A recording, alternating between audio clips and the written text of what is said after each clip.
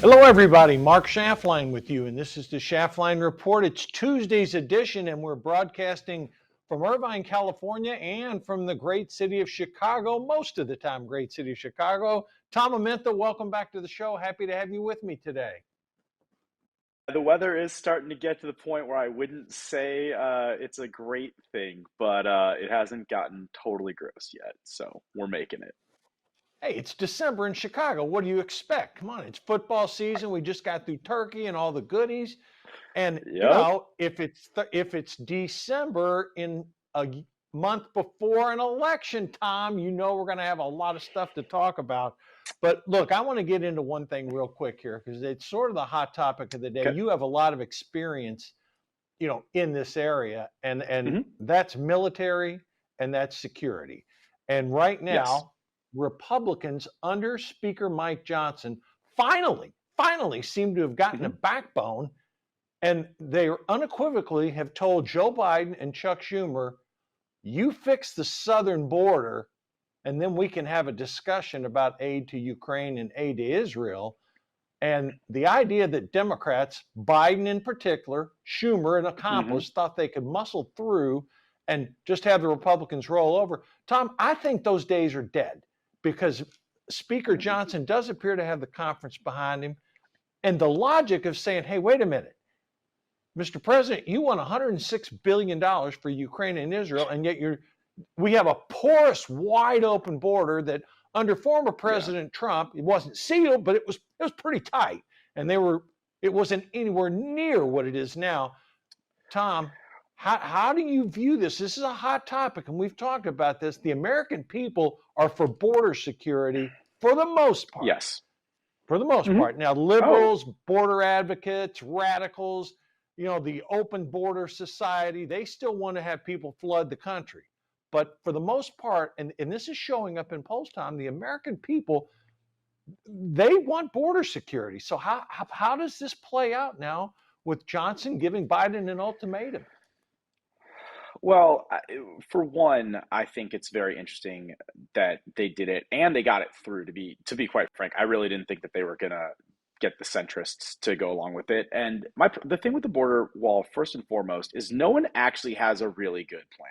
Okay, Trump's "I'm gonna build a wall and wall everything off" wasn't a great plan. You were seeing people immediately cut through it with concrete saws. There is always going to be a sort of back and forth to it.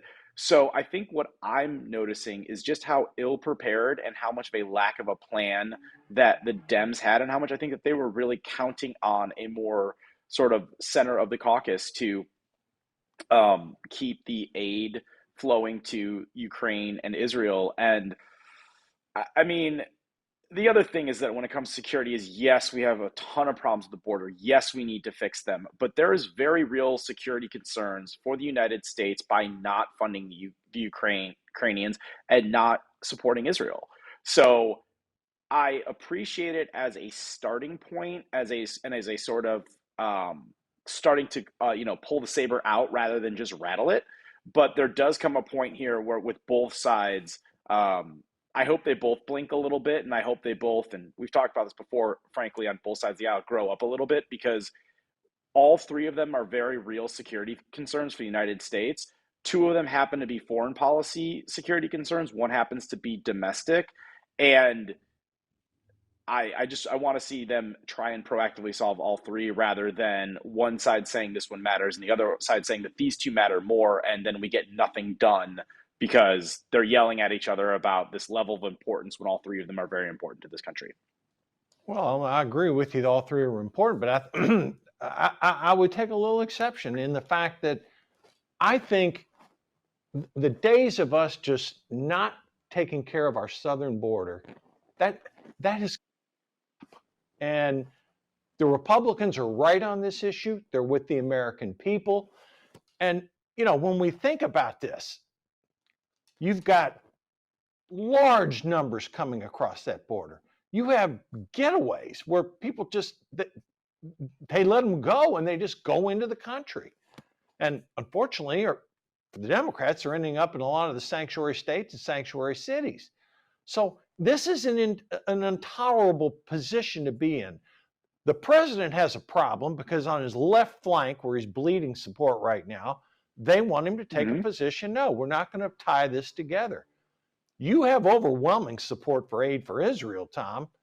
And the Republicans even grudgingly are saying, look, we can give on the Ukraine aid, but we are not going to give aid to Ukraine while our southern border is open like a sieve. And Yeah. I frankly, I think there will be an agreement here. I'm going to go out on a limb and say I think there will be, because I think it's too important for Israel, too important for Ukraine, and too Yes. important for people who have championed the southern border. Now, do I think Biden's going to Hmm. get 106 billion? No chance. I absolutely think that's going No. to be No. whittled back significantly, or Yes. they'll take that 106 and use part of it for border security in the South. And I'm talking about Hmm. specifics, Tom, not just, well, we're going to help people that cross the border. No, no. What Republicans Yeah. want is deterrence. They want people prevented from coming into the country. They don't want just a Yeah. policy where Biden can take money and allocate it towards judges and things like that. They want preventive And this is medicine. my concern on the issue, Mark, is that the Republicans don't have specifics right now on how they're going to do it.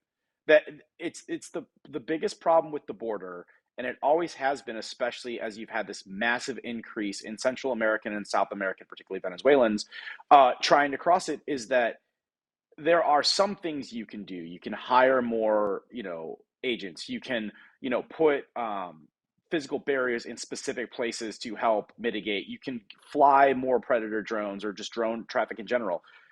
There's always going to be some level of porousness, and there's always going to be something. And it's like, what concerns me right now is neither side has specifics to argue about on the border, unless you want to have that vague, quasi-Trumpian notion of we're going to completely like shut it down. Like, okay, well, line up the No, no, National Guard, put up a wall, and maybe you can do that, but that's not sustainable. So no, I, no. It's not. look, we all agree we need border security. The fact that you have a certain element that still wants to blanch at that blows my mind. My concern is just that, one, we make sure that we get real tangible financial dollars to increase our ability to secure the border, but also that at some point with a little bit of this give is that people that understand this issue understand that neither side really has a great plan.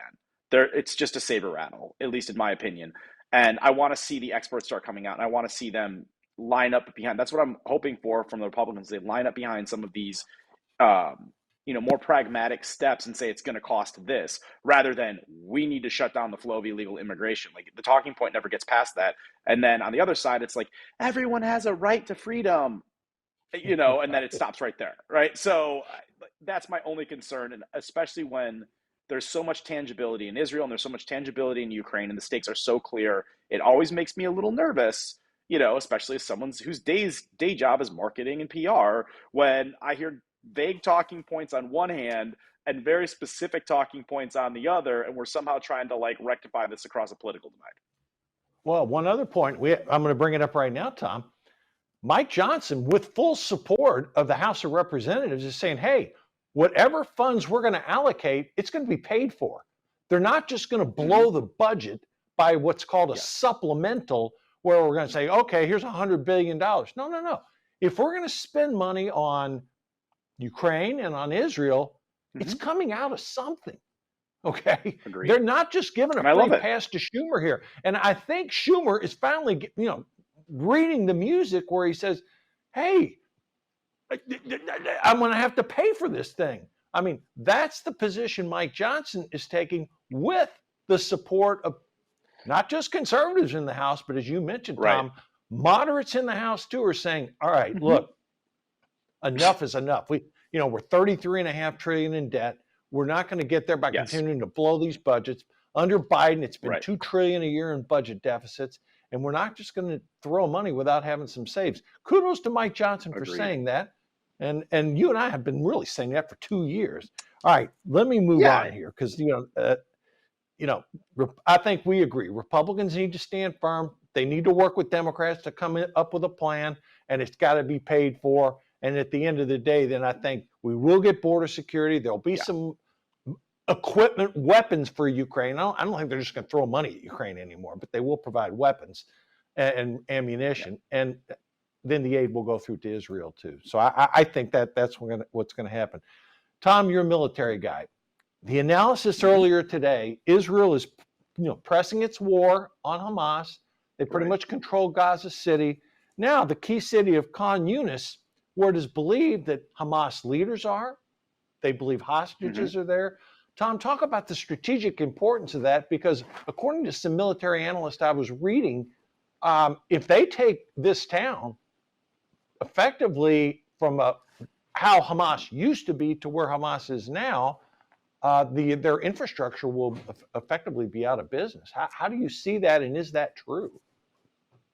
So the thing about terrorist organizations is there's always some level of decentrality, okay? And one of the ways that Osama bin Laden way back in the day, he would give out instructions literally by courier, and then he would expect the other cells or where they went to, carry out things to have their best judgment to sort of fight as they saw fit inside of that guidance. So there's always going to be some of that.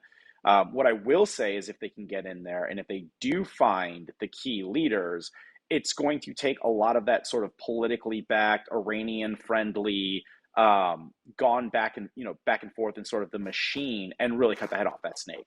That will really restrict and reduce Hamas's capabilities. Hopefully they can find some of the rest of these hostages, although I've seen a bunch of reports that other groups besides just Hamas have some of them, and that's been proving difficult. And part of the reason the truce talks broke down is they were saying they couldn't get them back from people, which, we could have that conversation for 3 years. So I'll just skip it and say Hamas probably can get them if they really want them. So I'm hopeful for it, and I am very hopeful that this is going to work. I just hope that they are a little more delicate than what they were.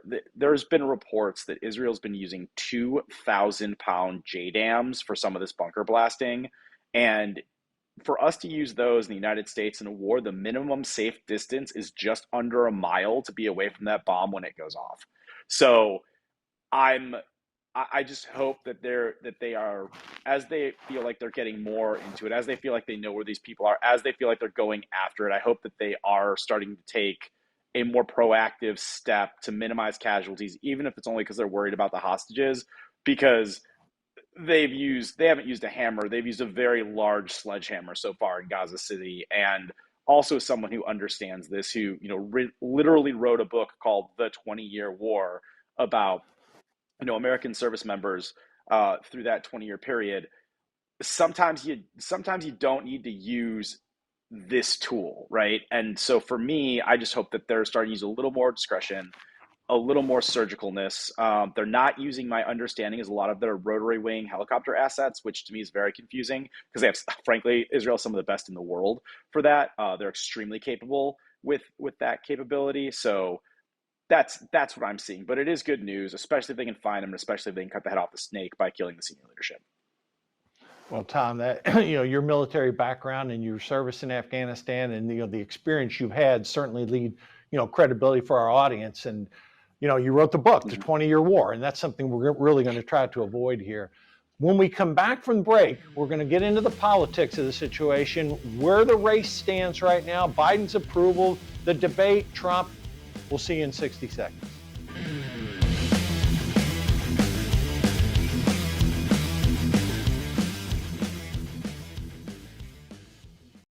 The world is about to shift. Banks are going cashless globally with the emergence of central bank digital currency, which will bring with it programmable money and the ability to turn on or off your purchasing power based on your digital social profile. It's like the equivalent of spyware in your bank account. You need to get out of the system with the world's safest and most private assets, silver and gold. Call Kirk Elliott, PhD, 720-605-3900.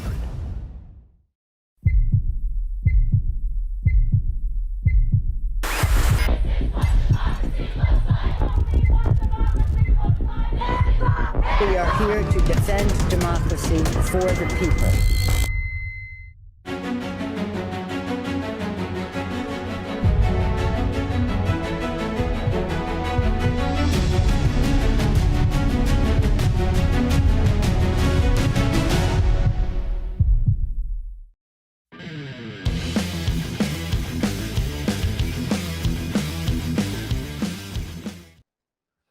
All right, folks, welcome back. We talked about Ukraine, the border, Israel, the current status of the war between Israel and Hamas.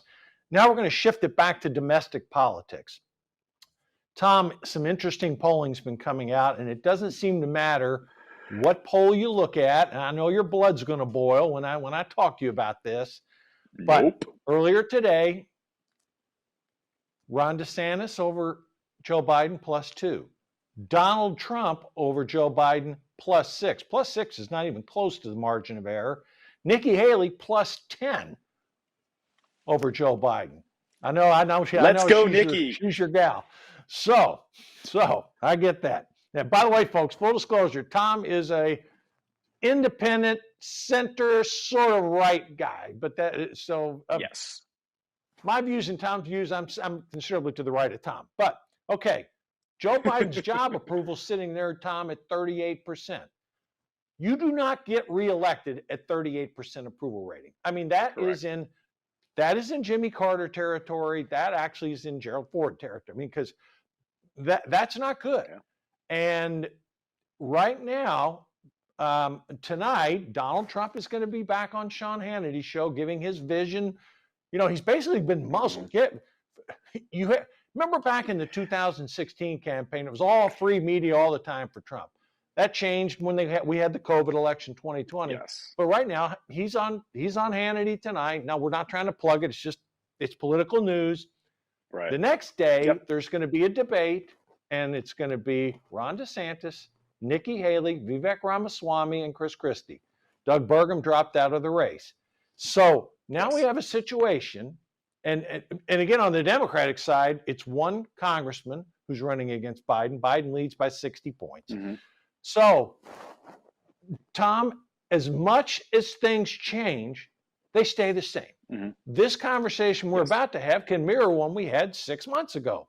Donald Trump is leading in the 3 early states. Folks, pick your number, 30 to 40 points. That lead doesn't seem to be changing. Nikki Haley was getting a lot of what they call in the business steam. She picked up major endorsements, major funders from the Koch group and others. Mm-hmm. Okay. Ron DeSantis was praised generally for his debate with Gavin Newsom. I can praise part of it and criticize the other part, but overall, he did okay. I didn't like some of the things that were talked about, but anyhow, he did a primetime debate. Chris Christie's been going on every possible show he could to criticize Trump. So, despite all the efforts, everything that's happening, this still looks like Biden, Trump, Robert Kennedy, Cornel West, Jill Stein, and to be determined if No Labels puts up a Joe Manchin. So right now, Tom, 5 candidates who are going to run. I mean, Biden's going to be the Democratic nominee. As much as a lot of people wish and pray and hope that he'll change, and you and I are in that camp. He won't. He won't. It doesn't. But he won't. He won't. He's too stubborn. They won't. They're going to run an 81-year-old man with a 38% approval rating. Their only hope is that the Republicans run Trump. Okay, and right now Trump's leading.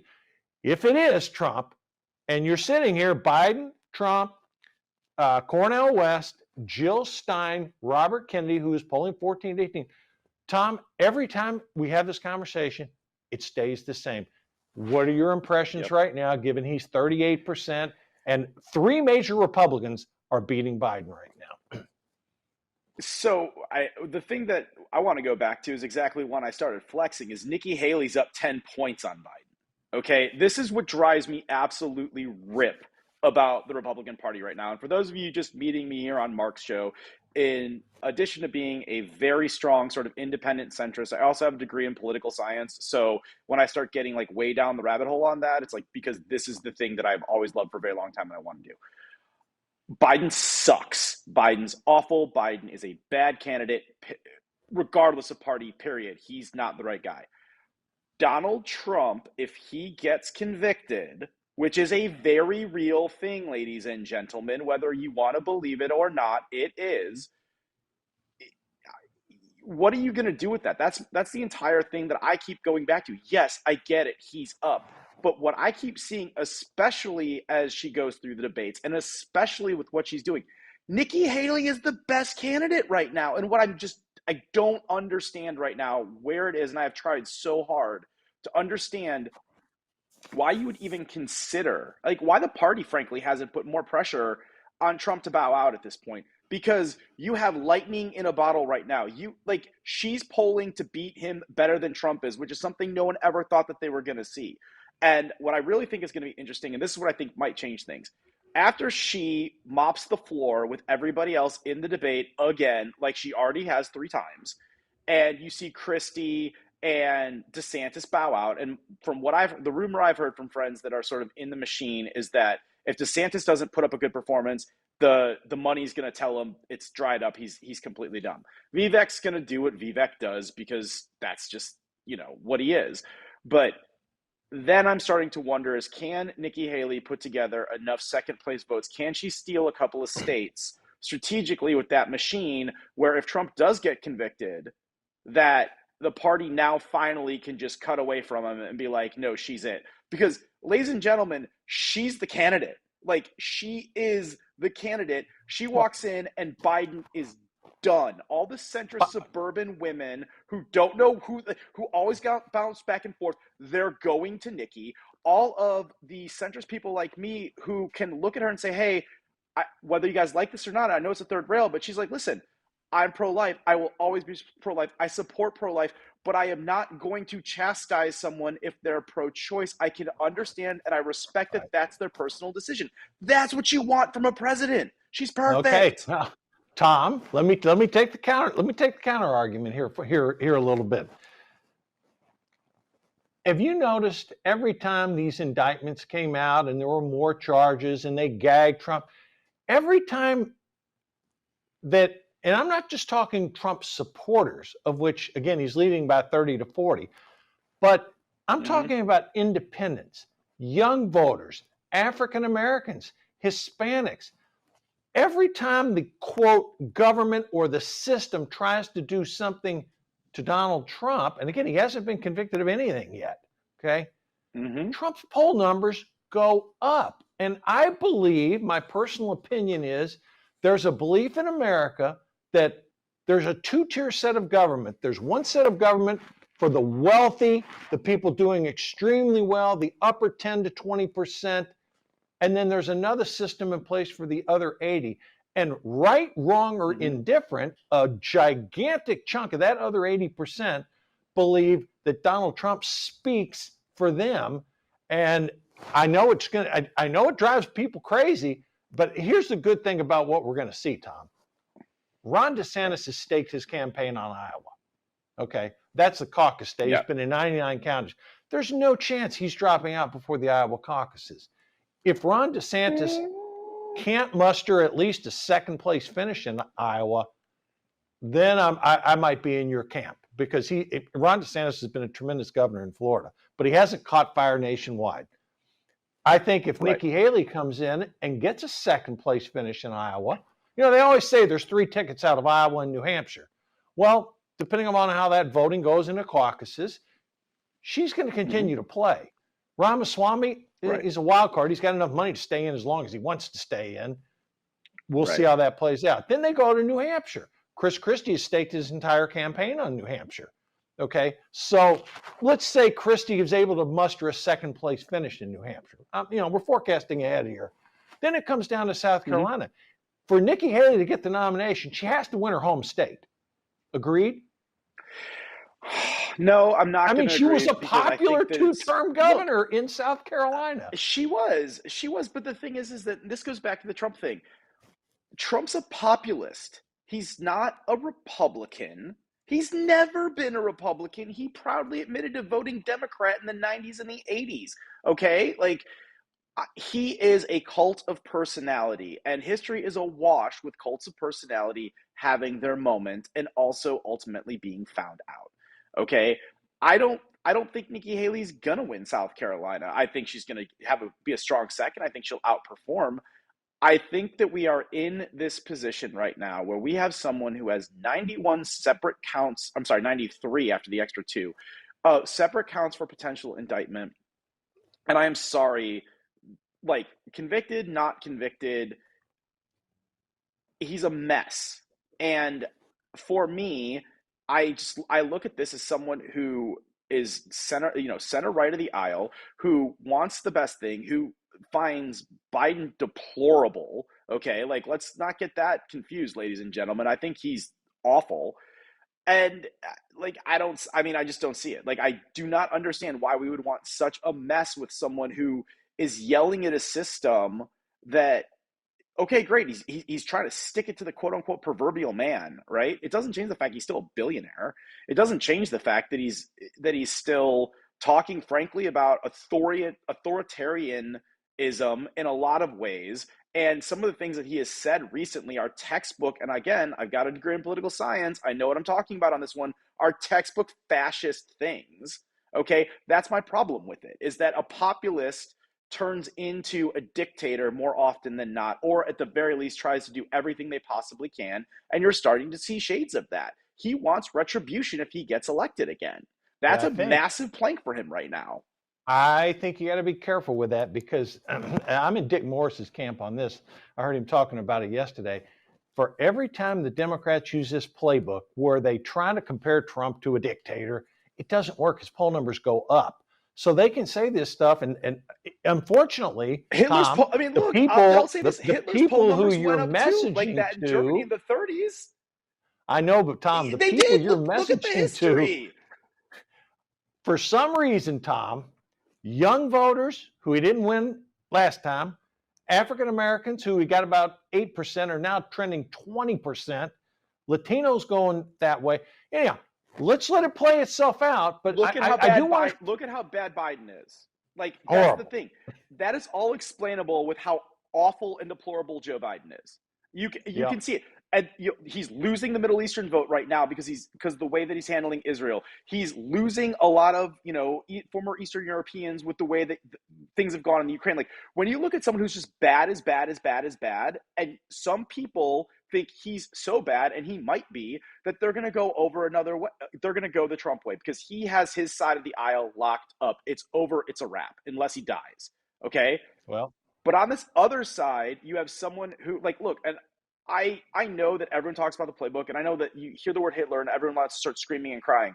But if you're going to say that his numbers keep going up and you want to compare sort of, Hitler post-jail where he wrote Mein Kampf, there's, like, populists go up and things like that. It's not right. It's not wrong. It's just the history. It's just what's happened in the past. So I'm really, like, whether they go up or down, I'm kind of not here for that, especially much like Germany in the 30s. You have this awful, garbage, horrific choice that some people are like, I will do anything but that. Here in America, we have other candidates. We have another great option that could not be him, that is still going to beat the bad guy, that's going to beat the brakes off that guy in the general election even more so than Trump will. Tom, and I'm like, what are we doing here? I got to stop you there because I know I've hit a nerve here. But listen, I got 30 seconds left and I got to cover some. Tom, thanks for your opinion today. You and I always have great debates, and I welcome you coming back. I just want to close with one quick thing, folks. The Republicans kicked Santos out. The Democrats should do the same thing with Menendez. They found gold bars from a robbery in his house. Anyhow, economic news, we're out of time. We'll cover that later. Thanks for viewing today, folks. We will see you on Thursday. Drew Thomas Allen will be my guest. I'm on the road. Stay safe. See you Thursday.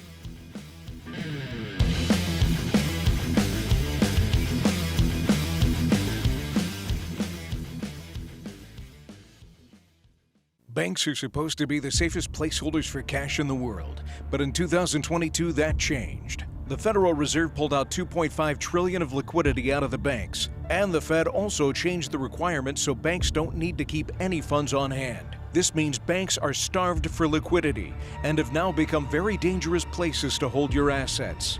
Get out of the system with the world's safest and most private assets, silver and gold. Call Kirk Elliott, PhD at 720-605-3900.